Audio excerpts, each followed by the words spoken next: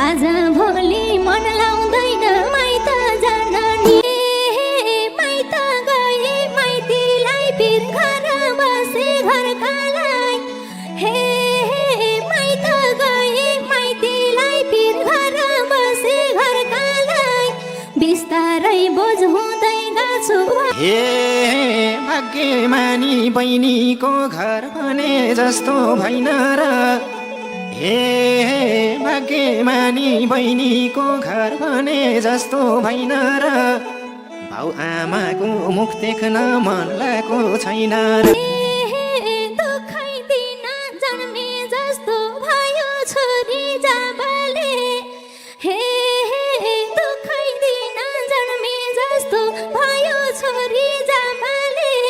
कसरी मन बुझाउँदा हुन लथालिङ्गै भएको छ घर जानै पर्छ म फर्की। हे लथालिङ्गै भएको छ घर जानै पर्छ म फर्की।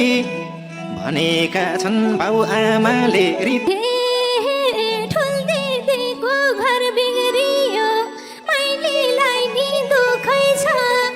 हे ठुल दिदीको घर बिग्रियो माइलीलाई नि दुखै छ। यति बुझ कान्छीको नि ए बाउ आमालाई पुग्नी पीडा पर्यो बाचुन्जेलीलाई। हे बाउ आमालाई पुग्नी पीडा पर्यो बाचुन्जेलीलाई।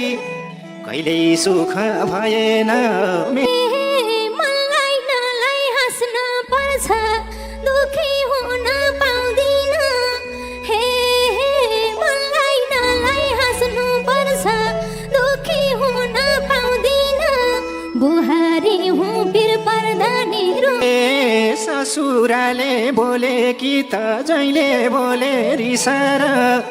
हे ससुराले बोले कि त जहिले बोले रिसार।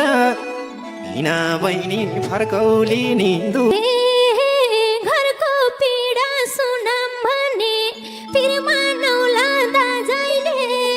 हे घरको पीडा सुनाम भने पिरमा नौला दाजैले।